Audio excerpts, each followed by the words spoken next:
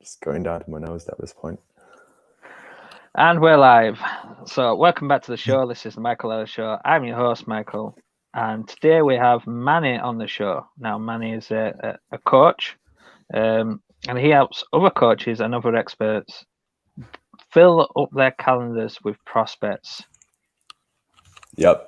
That's a very good way of putting it, very concise. So basically what we do is we work with typically coaches who are, working online, who have their own program or their own sort of course, group coaching, whatever modality they're using to deliver to clients. And what we essentially help them do is fill up their sales calendar with warm leads who enroll as clients, right? Because what we find is a lot of people are doing it the wrong way, whether they've tried it, whether they've kind of come up with it themselves or they're learning from outdated strategies that other kind of gurus teach.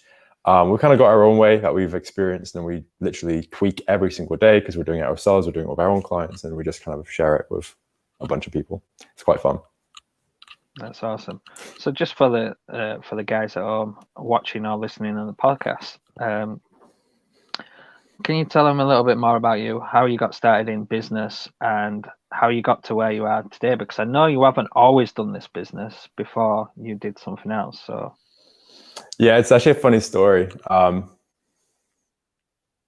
So I used to basically volunteer at these seminar business events in London, UK, which was what I was doing over weekends when I was in school. I'm like pretty much every weekend I went to the events. And then started volunteering. And for me, that was literally the best way to get around entrepreneurs, around property, around marketing, online marketing and trading. That was a kind of free areas they did seminars on. And that was insanely exciting because they had like thousands of people turn up to these events. The energy was just absolutely next level. It was extraordinary. But not only that, as a 16-year-old, like I didn't have much money to invest in coaches and to be around those people because they were charging quite a lot for their coaching. So the next best way was to kind of help them, volunteer for them, and then, kind of hang around them, and you picked up gold nuggets every now and then. And over years, that kind of compiled, and the networks I made were basically essential to what pushed me on to the next step, which is, one of the trading coaches basically ended up getting me a job at a startup brokerage firm in Canary Wharf, which is where I worked for a couple of months. And that's where I actually met my current business partner, George. So basically, what we were doing at the brokerage was setting up events to promote the actual brokerage, to promote the courses for trading. And they hired George, my business partner, as like a digital marketing consultant to fill up the seats, to basically put bums on seats by running ads, by running funnels and doing that. And we just ended up hitting it off really freaking well. Like we worked, late nights in the office in Canary Wharf, just like coming up with ideas, watching training videos, like coming up with funnel ideas. So when that kind of gig ended, I messaged George saying, hey, can I come work for you? Like we did, I enjoyed it. I enjoyed working with you. I enjoy the projects you're working on. Like, I think this could be quite fun. And he's like, sure. So we started working. He had a couple of clients at the time. And yeah, we just met up every day in coffee shops, at his place, at my place. And we just kind of just worked for about 10 months together on cool, exciting agency projects. And then I thought, like, hey, let's try traveling. And I went to Bali. He went to Amsterdam. And the funny thing happened, and I don't think it's because I went traveling. I think it's just kind of occurred. All the clients basically left because their projects essentially finished. So kind of the stars aligned in the wrong direction, and everyone left. So that was quite sobering. We just ended up going back home to UK. We're like, cool, like, well, we can either start from scratch, trying to look for more clients, or we can try to do something else. Because at that point, we picked up so much knowledge from running ads, seeing what works for getting webinar registrations, what sales, psychology and marketing psychology and all that. We're like, okay, well, maybe we could probably help, maybe consult people on this, because we didn't really like doing it for the clients themselves, for the clients ourselves, because it was like, well, we're putting all this work, and if they don't care about the project, they don't do it. And it's like, well, we're putting in all this work, and the last piece is down to you, and if you don't care, well, that's just sucks. And that's what happened with a few of them, not all of them. A few of them were like really successful. The other few were just like not as much. So we're like, okay, well, maybe we should just try helping people do it themselves, because like that puts the work on them, which is, for us at the time, it seemed like a good idea. It still does. I think that's the best model of doing it, especially for people who are starting their own coaching business. Like, doesn't make sense to hire an agency unless you're, you know, seriously like making things happen and you can afford to hire an agency, both in time, resources, and the mistakes that will probably be involved. So yeah, we just started working with consulting kind of model, and we're like, this is fun, and we just kept trying doing that until we're here now. So that was basically 3 years ago. We've been doing it for about 2 or 3 years properly, and it's kind of been really fun since then. We haven't stopped. That's a very long version. I hope that helps. To be honest, it's not that long. You'd be surprised how many people just blabber on for about 15 minutes before stopping. Well, I'm only 22, so I don't have much of a life story to share. Well, you say you're only 22, but you're 22 with a lot of experience in the online field. That's a lot of older generations can learn from, which is where it comes into. So a lot of people frown upon taking business advice off people that are of a younger generation, and especially life advice. If you go into life coaching and you're a 17-year-old kid, 18-year-old kid, you're gonna have an hard time getting clients. Yeah. I can imagine that. But although your business orientated and business related, your focus is on marketing, which is something the older generation don't have a grasp on, majoritarily. Yeah, I think you're absolutely right. Like, I mean, I'm not saying I help businesses reach 7 figures or whatever. I mean, we kind of help these businesses basically with one. You know, we don't help them like create the business, including a mindset, including your life kind of skills they need, and so on. We basically help if they already have a business. Like we help them get more leads for it, more calls for it, and actually not only that, but we also help them like kind of systemize it and automate it, because you know, an online business, that's what the edge it has over traditional businesses. It can be very easily automated and systemized without having to hire a massive team. And a lot of people, I think, fail to realize that. I don't know why, either because they're coming out of a traditional business and their mindset's on that, or they just, you know, don't look for the ways to automate it. Because it's like the status quo is like, well, you have to do the business yourself. You have to get people to do it for you and so on, which isn't true. So we're definitely like, that's our edge as well. And I mean, like when people, I think I've had 1 or 2 people say, oh yeah, you guys are too young. Well, it's like, you know, good luck with that mentality. Like, we can help you regardless of how old I am. You know, our systems work, our clients are getting results. Like, do you want this or not? And to me, and if nothing else really matters. Like, if people think I'm too young for it, well, I mean, I guess that's their mistake. I might be too young for it. I don't know, but what I do works, so that's all I know. Exactly, and that's what it's about. But like you said, like you did volunteering for seminars when you was 16. Like the amount of advice, nuggets, and takeaways you must have got from just being in them buildings with them equals decades of experience. In somebody trying to work it out for themselves. Absolutely. I mean, it's hard to say, you know, what you learn it's hard to say, you know what you know because of like this thing, for example. I can attribute it to that. But I mean, based on just like some of the things, like turning points that happened over the last few years, that I wouldn't have been able to navigate unless I went to those like seminar events. I absolutely agree with you. But it's also like the networks you meet. Like, obviously now it's pretty tricky to get into events because of the whole pandemic.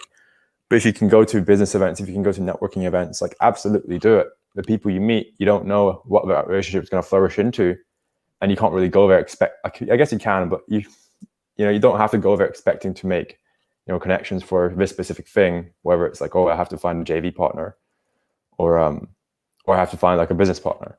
You just go there and you meet people, and then eventually, whether it's a couple of weeks, months, years down the line, it forms a productive relationship. It's pretty amazing. Like, I wouldn't have met my business partner unless I went to those events. Yeah. So obviously, the title of this live is creating content that converts. Now you just recently changed your Facebook group name to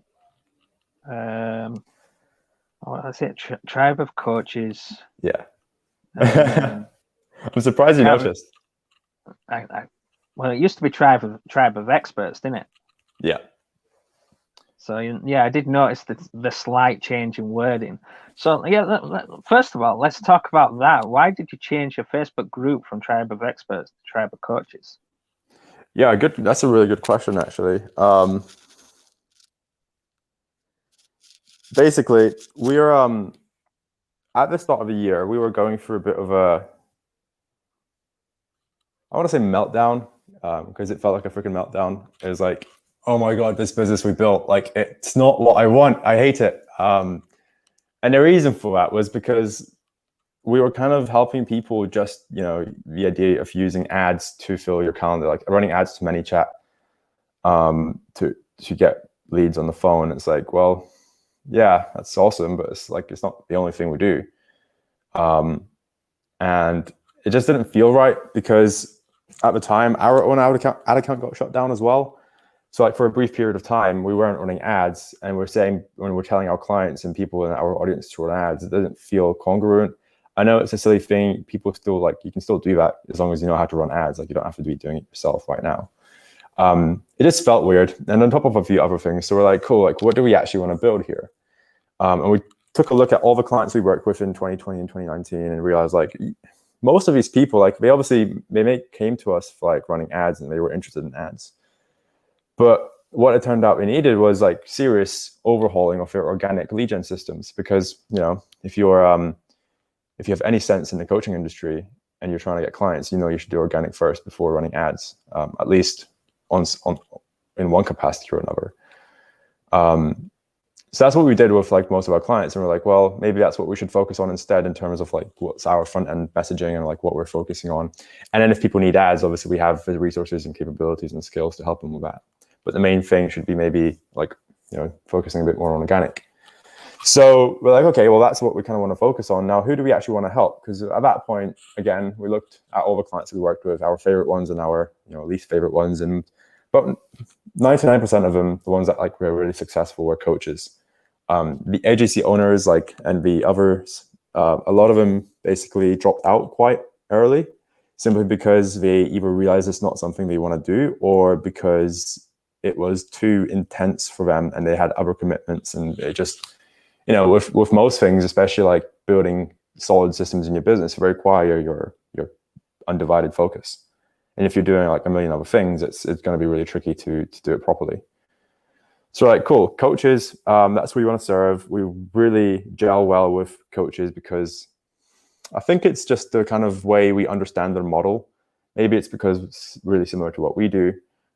Maybe it's because we've helped more coaches, so we kind of like we kind of build more expertise in that area, and it's kind of like a self-fulfilling prophecy sort of thing. So we're like, okay, well, we can call it Tribe of Experts. And with experts, like a lot of people resonate with that. Agency owners, service providers, consultants, coaches as well. And I'm sure a bunch of other people. So like we could keep it at that, but you know what? Like let's just keep it simple. Let's just get really specific on who we want to target. And I think this was 2 weeks ago. We changed it to Tribe of Coaches. We've still got like 2 weeks, I think, until we have to stick with that name. Because on Facebook groups you can only change it every 28 days. But so far it's pretty good. We've seen a slight increase in the number of coaches we're getting join the group over anyone else. It's pretty good. And to be fair, if that's the people that you have decided that you want to actually work with, like your ideal client, then why wouldn't you change the name to suit that? Right. Exactly. To call them out, like repel the ones that you don't want and attract the ones that you do want. So yeah. It's perfect that you've done that. Just quickly, now you're the one of the first people that I've actually seen, or one of the first lot of people that I actually seen run Facebook ads, primarily to grow a Facebook group, to increase your organic exposure in a sense, Yeah. Some people call it reverse organic. Some people call it other things. There's plenty of different methods out there that other gurus have mentioned in the past, which is extremely similar to what you do, which is called hybrid organic system on it. Yeah, so the idea of running ads to like your organic audience, we kind of call it hybrid traffic. It's like both cold and warm traffic, like organic and paid traffic sort of thing. Yeah, I'm seeing more and more experts, more and more, shall I say, higher level experts, higher level named people that typically cost tens of thousands, 20,000s to actually work with these guys or more, using a very similar system. Yeah, so I think it's that you're definitely right. There's a lot more people like catching on to this whole idea of like, hey, maybe it's not one or the other. It's just kind of both organic and paid. That stuff works. And it does. I mean, the way we kind of figured out about it and really kind of realized, like, basically started thinking of ways to combine both. We were working with like an agency client a couple of years ago, and he had like a massive YouTube channel. When I say massive, I mean massive for his space. He had like a couple of thousand followers, but he was making like 20 or 30K a month just from that audience, just posting YouTube videos every other day. So he was like, okay, well, that's awesome, but I want to scale this. So we turned on ads, Facebook ads, and they were profitable from the first month, but on month 2, the ad account got shut down. And it's like, okay, well, if it wasn't for his organic audience, the whole business would probably stop running and he'd go bankrupt. So we're like, well, we got another ad account back eventually a couple of weeks later, but it's like with Facebook, you can never predict those things. Like they literally shoot ad accounts out of the sky whenever they want to. I mean, if, Q4 of last year was absolute hell, our ad account got shut down, our clients and like hundreds of other people I know. It was absolute slaughter. But anyway, when that happened, it's like, well, what can we do here? How can we hedge our bets, sort of thing? So we were like, well, what if we ran some of the traffic? We ran ads, obviously, to his webinar funnel, which was great. But we're like, well, if we, get those people to join his YouTube, follow him on YouTube and get maybe into his Facebook group as well. So we did that, and the revenue grew insanely quick. Like I remember looking at his tracker for the first time in a couple of weeks of doing this. And it's like, I had to check the maths 3 times. I had to check the formulas in the spreadsheet 3 times because the cost per application for like a sales call was like $300. No, $200 or $300. No, sorry, that was the cost per acquisition was $400. The cost per call was like $97, less than 100 basically. So he was paying $400 for a $3,000 sale, and he was spending like 20 grand a month on ads. So this wasn't like kind of a low budget sort of thing. It was like at pretty much scaling really well. And we realized, well, a lot of these people, what happens, we kind of bought this really expensive like tracking software that kind of tracks it across organic and paid ads and sees what touch points people have, because it's really tricky to do that otherwise. And we realized like a lot of people who came from ads, they watched his YouTube stuff, got his emails, joined his Facebook group, saw these posts, clicked these posts, and then bought and booked a call and then bought. And then vice versa, people who, on his YouTube channel, they saw his retargeting ads, enrolled into webinar, booked a call, and then purchased. It's like, wow, okay, so by mixing the two together, this happens. That's pretty cool. And we tried it for ourselves. We didn't have a YouTube channel. We had that Facebook group, and we had a mini chat because we wanted to have conversations with people too, because that was working for us. So we're like, this is an interesting idea. The whole idea, not just like running ads to a YouTube channel or running ads to a Facebook group, but the idea of you have your organic audience and you have paid ads, and if you mix the two together, you create this kind of synergy effect where you get the greater sum of 2 parts because you're just omnipresent. People see you more and more, and the more they see you, the more they're likely to convert. And that's how the whole idea was born. I don't know if anyone knew about it. Like obviously people knew about it back then, but I don't know if like that many people were teaching it and like really talking about it and preaching it. So we thought like this is actually next level stuff. So we started like putting out on our front end messaging, and people loved it. Yeah, I still think it's even though I see more and more people uptaking it and using it, and more higher level players doing the exact same thing, I still think it's an untapped. It's massively untapped, majorly. And Yeah. I still see like Facebook groups and organic with Facebook groups is still going to be a massive thing if you front load it with Facebook ads. Yeah, it's really important. You have your Facebook groups actually doing something. Like if you're running ads to a dead Facebook group that's not getting your leads or anything, like you're just wasting money. It has to convert to some extent with like the people you have in it already. Which is the reason why you've got a whole system and process of how to move people through the sales process within that system. I've seen it all laid out. I've seen your webinar, so that literally lays it all out anyway. And you can see like the sort of moving parts that happens. But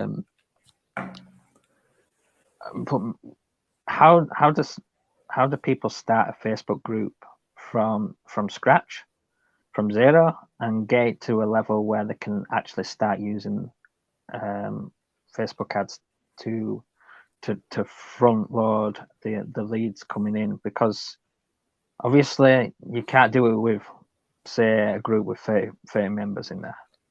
Yeah, no, exactly.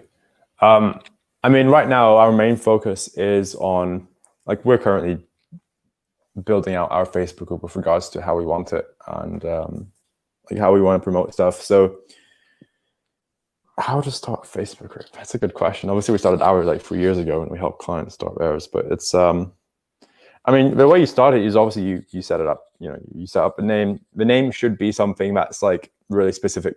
So when people are searching it for, it should be like keyword heavy, not some wish-washy like, hey, how to be happy or how to make more money. It has to be specific. Like ours is, tribe of coaches. What is it? Tribal coaches, but pre-frame sales calls with content messenger. It's like really simple, but it gets to the point and people know what it's all about. And then obviously you set all that up. I would recommend having, you can create content before you have any members if you want to, really. But I would definitely focus on getting people to join it first. And it might sound spammy as hell, but I know it works. We don't really do it anymore unless we're like really desperate for group members, which we aren't. We haven't been for a while. But basically, you go into Facebook groups that are similar, or like have your market.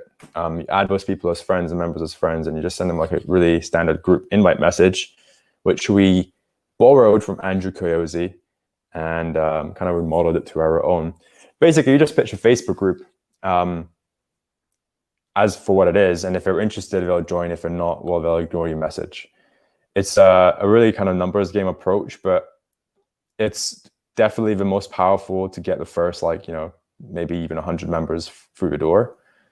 And then you can start playing the long haul where you're posting on your own Facebook profile. You're, you're having maybe more meaningful conversations with people and your friends. You'll get less group members, but they might be a bit more qualified. They might be a bit more engaged. But the best way to kickstart, I mean, from what I've seen, is just doing that really. Otherwise, it's pretty tricky, especially if you don't have many friends and much of an audience on your Facebook profile anyway. It can be quite tricky to get the first, group of members into your Facebook group. And then with regards to posting, so that's an interesting one. Like, there's posting like content and it's valuable. It gets loads of engagement, but you got to actually create content that, ideally gets you leads. That's probably what a lot of, people watching this are doing content for. You're not just posting to share a picture of a soup you made last night. You're doing it so you're building authority, or kind of building this preeminence with your audience where they see you as an authority that can help them with XYZ problem. And then that way you take them through your process. So the way we do that is we basically have this one post that we use every pretty much once or twice a week. And it just gets people to raise their hands. We're like, okay, well, what do our market want right now? Not I want more money or I want more call bookings. Like, what do they want? What are they looking for? Is it a messenger script? Is it a sales script? Is it a diet plan that they can use to lose £3 the next day. Stuff like that, like really, really tangible stuff that's on top of the mind. So we take that and we basically just create a very dead simple post around it saying, hey, I've got this, it's done this, who wants it? And people raise their hand. Now, you think that's really freaking simple. And it is.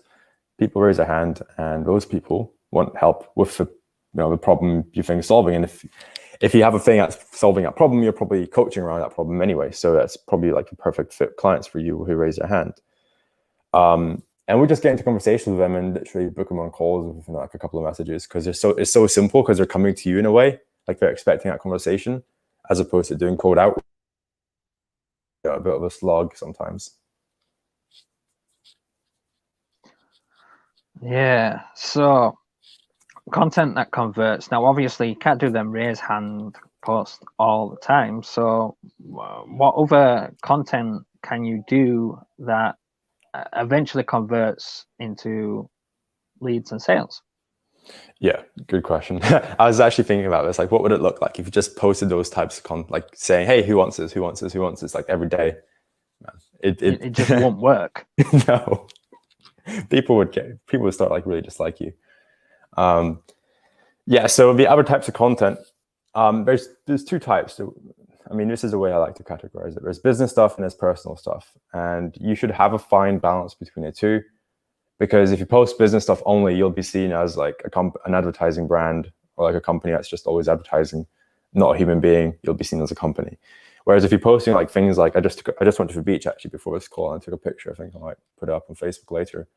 And it's like, hey, I just went to the beach because I live here and I had a nice hot dog. It's like it's really random, but it shows you're a human. And I think there's a balance between that. Now it's really easy to post personal stuff. Like there's not much nitty gritty details around that. You just post whatever. There is with the business kind of stuff though, because you want to kind of position yourself as the authority, but also not as someone who's like, oh, I'm better than you, bow down beneath me or bow down before me, or whatever. There's like a balance of asking and giving, right? So giving is like giving value, sharing value, giving people actual actionable steps they can take to achieve a result that you're helping them with. And then there's asking. You're either asking them for engagement by saying, have you seen those engagement posts where it's like, the sun is red, do you agree or disagree? It's like, it's a really random question, but it's designed to get engagement. And that's kind of asking for it. And also the post, I said, like getting people to raise a hand, that's also like an asking post. And there's a bunch of different ones, but basically like you want to be aware of like what posts are giving, what posts are asking. And you kind of want to just juggle the two in a fine balance. I'd say 50-50 balance is probably good for that. I would say probably a little bit more on the giving side than the actual asking side, but it depends on the asking question. If you're going for the raise your hand questions, oh yeah, then maybe do less of those and do some more generalized asking questions. Like you said, it doesn't have to be so stupid where it's like, is the sun yellow or red or whatever. It doesn't have to be that silly. But yeah, I agree that they work, and the reason why they work is because, like you said, it increases engagement. It's short, snappy, and easy for people to reply to. And the more people engage with your content, the more likely they are to see the rest of your content, which is ultimately what you want them to be able to do or see. Exactly. So you mentioned like giving and giving value. What does value mean to you? Yeah, good question. So value is basically, I mean, in my head, it's like giving people an answer to a problem they have. Now, obviously, in the head of a coach, they know so much stuff that they can probably ramble on and write an essay of posts in a day and do that every day. But no one's going to read it because that's not what they want. So the most important part before figuring out what value to give is like, well, what does what's true for my market right now? What problem do they have right now that they're thinking about and that I could potentially solve? So let's say for us, we're thinking about, how do I hire a call setter? I don't know. We don't really help people with that, but let's just say that's what we're thinking about. How do I hire like a sales member to close sales for me? So basically what you go out and do is write a post around how maybe what you do for clients with regards to how you help them hire sales calls closers or call setters, or how you did it and how you like the process that you went through. And that's valuable because it gives people that kind of direction and path that they're lacking, but you went through, therefore you're showing it to them, you're giving them clarity on what you did. Now, obviously there's loads of different ways of doing what you did, but they don't know that. And the fact that you're giving it to them shows that, you know your shit and you're going to help them. You have a potentiality and ability to help them with a problem they're having. So that's in essence the value in a way, basically giving clarity to people who are like, a few steps behind you.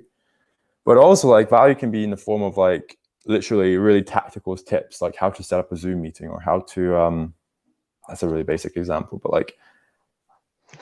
It's a really basic example, but it's an example that some people may need help with. Exactly. Not many, but some people will. Yeah, and that comes down to like, knowing your market. If your market doesn't know how to set up a Zoom meeting, what they want to, well, then you show them. But if you do know how to, but you're still showing them, it doesn't make sense. So I think there's two ways of giving value. There's like obviously giving them clarity and the steps that we need to take with regards to like their direction and where we're going with their business, their health, their relationship. And then there's giving like really tactical stuff like, how to set up a Zoom meeting or how to design a landing page and ClickFunnels. How to design a landing page and ClickFunnels, how to sell over the phone, even like, if you give them a script, that's technically a tactical thing. I'm sure there might be a few other ways, but those are the kind of two we stick to. Do you use scripts inside your business for sales calls? Good question. So this is something I was thinking about. Like, we don't use scripts, we use frameworks, which is basically frameworks on how to take the call. Like first step, you obviously build rapport, and then middle, you kind of ask them questions around their pains, and they dig deeper, and end obviously you make the offer. But it's not like exactly verbatim what to say. But we say scripts to our market because that's what they want. It's what people want for some reason or another. I'm sure in time they'll realize scripts don't work and they'll look for frameworks instead. But we use the word scripts, and we get, sell them what they want, give them what they need. So that's what kind of framework we use there. So why do you think? Why do you think people are drawn to scripts? And people did use to sell scripts, and some people still do. Yeah. And yeah, they don't work. You can see them a mile off when they're coming at you with an actual proper script that they've bought of somebody. But why do you think people go for that?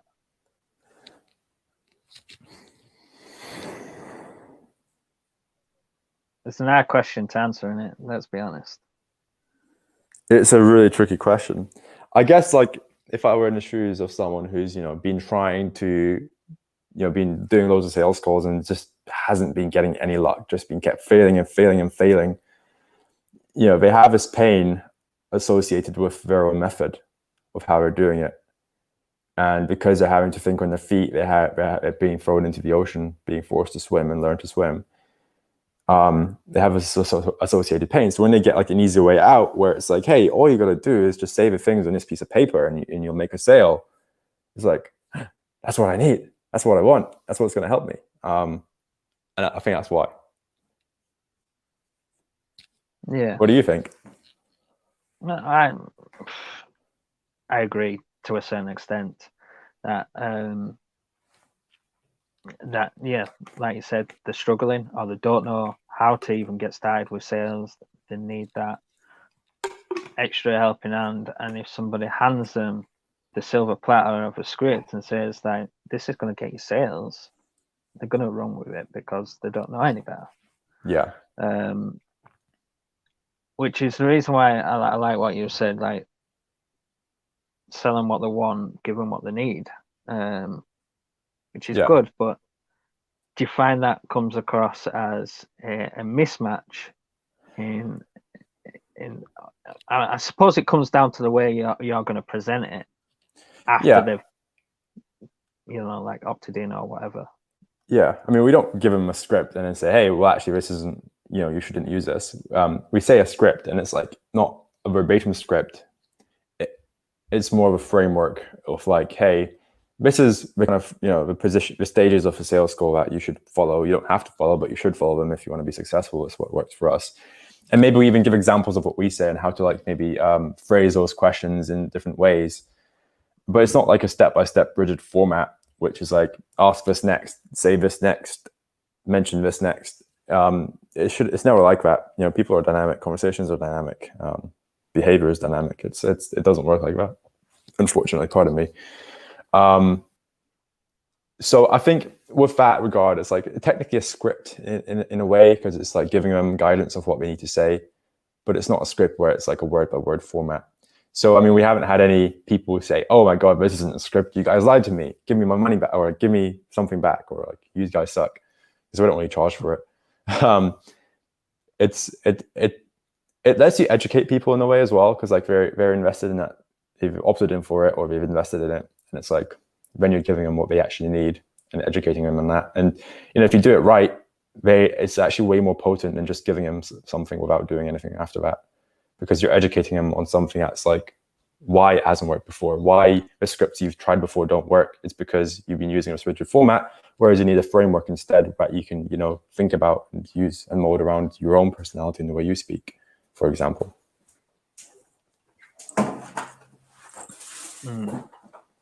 Yeah, I agree. Does that make sense? I agree. Yeah, that makes sense. Yeah. So I even from the start, I've always been against scripts that just don't feel right, and I've always promoted the fact that you should be using frameworks to guide your conversation through from the starting point to the sales point. But it's very difficult for a newbie coming into the scene who's never done sales before, who's now all of a sudden an entrepreneur and has got to start selling their own service or product or coaching program or whatever it is that they're selling. It's very difficult. Do you have any tips on mindset? I know earlier you said you don't really do mindset, but there is a certain mindset that goes into it. Yeah. What helped me, because when we started our company, I was like the tech ad guy. And, at the time, that's not what we needed. We needed to get out there, have conversations in order to get clients. So I started doing that, and I started getting really annoyed because like I wasn't good at it. And I was like, oh, I should be better at this. I know my market so well, all this stuff. And then my mindset coach at the time told me like, dude, you're terrible at messenger conversations. Like, you're just bad at it. That's okay. You just are, you're not a master. You weren't born a master at it. You're just bad. Like, just realize where you're at and then accept it and then do the work to get better. And it's like, it sounds simple, but it's not really, because a lot of us think, oh, I should be better at this or I should be better at that. But just realize like, I'm bad at sales. I don't know how to do sales. I'm terrible at it. I suck. That's what it is. That's what the situation is. Okay, now how can I get better? I'm going to put in the reps. It's going to suck for a while. So then I'm going to get a little bit better, and I'm going to suck less and less and less until I'm actually quite okay at it, and then I'm good. And that's how it works, right? So as long as you know that mindset of like, I'm bad at sales, but as long as I keep doing the work, I'm just going to get better. And it's physically impossible for that not to be the case. If you don't do the work, and if you do the work and if you put in the reps, like, you can't not get better. You're just going to improve naturally. That's the way it works. It's like training a muscle. Exactly. It's like doing anything really. If you do press ups every day, you're going to get a bigger chest. If you do bicep curls every day, you're going to get bigger biceps. If you're going to go running every day, you're going to have better stamina. If you're going to do sales calls every day, you're going to get better at sales. Exactly. It's only natural. Do things over and over and over again, and you'll get better at it. It's a guaranteed to happen. So obviously, I've now got this lovely link up on the screen that says visit expertfreedom.com/script. It's not a script, it's a framework. We've already talked about that. But do you want to just tell them what it is that for sure. That they can find there? I'm just really going to check because we kind of changed our funnel recently. So okay, it still works. So Yeah, it this still is works. basic. I This is said that basically. Thank you. I'm glad you did. I'm glad someone did. So this is basically the organic messaging framework that we use to speak to people on Facebook, get them into our group, and get them on sales calls. Now, like I said, it's a framework. It's something that we sometimes use. We don't use it all the time. You know, we have this thing called situational awareness, and I recommend everyone who's doing sales to have this or speaking to people. It's basically being aware of a situation where you're at and where your client's at, and adjusting appropriately or in the way you think is best. So if people aren't replying to you or are giving you very short responses on Messenger, it's probably not the best idea to offer them a call. So with that in mind, like, check this out. It's one of the many things we have with regards to assets and frameworks that can help you attract clients and generate leads and put them on your calendar. But also, if you go through this funnel, there should be an invite to a group on Facebook that we have, which is free. I think we talked about this at the start as well, the Tribe of Coaches group. And it's basically got a bunch of other goodies in there, literally everything from messaging to more stuff around Messenger and you know, how to chat to people on Facebook and track them into your group and get them onto sales calls, including all like the new ways we've been doing it this year so far, which we found work really well. Content, pretty much everything to do with organic and a little bit of ads as well, which we're probably going to build out over the next couple of months too. So yeah, check it out. I think you're going to love it. Yeah, so like I said, guys, that's expertfreedom.com/script. And you can opt in there. It's free, isn't it? Yeah. Completely free. Yeah. PDF format. I think it's actually a Word document. No. Okay, Word document, a Google Doc. PDF format, whichever one it is. It's downloadable. Yeah. And it's a messenger framework to help you guide conversations through in Messenger and getting people booked onto a call. Like I said, in that funnel, also there's a link to join Manny and George's Facebook group, which is Tribe of Coaches. If you just want to access the Facebook group first beforehand, just search Tribe of Coaches in Facebook. It'll come up, and you can join that way. And I just want to say it's been fantastic having you on the show. Thank you for having me. It's been really fun. No, it's awesome, dude. Just before we go though, is there anything else you would like to say? Seek to build intimacy with your audience and your clients. That's like one of the biggest things I learned in 2020, especially with a pandemic. And it's the edge pretty much 99% of the market have over companies like Traffic and Funnel, like all these big coaches like Tanner Chidester or whoever has got millions of dollars in terms of buying power for advertising and influence. They can't afford to build intimacy with every single audience member, whereas most of you can, including us, and that's what we're doing, and it's working freaking well for us. So I recommend you double down on that. Double down on building intimacy with your prospects and clients. Yeah, I like that. That's awesome. So yeah, like I said, it's been fantastic having you on the show. It's always great for you guys at home, having people tuning in and listening in on the podcast. And I will see you on the next time. Thanks for watching. See you.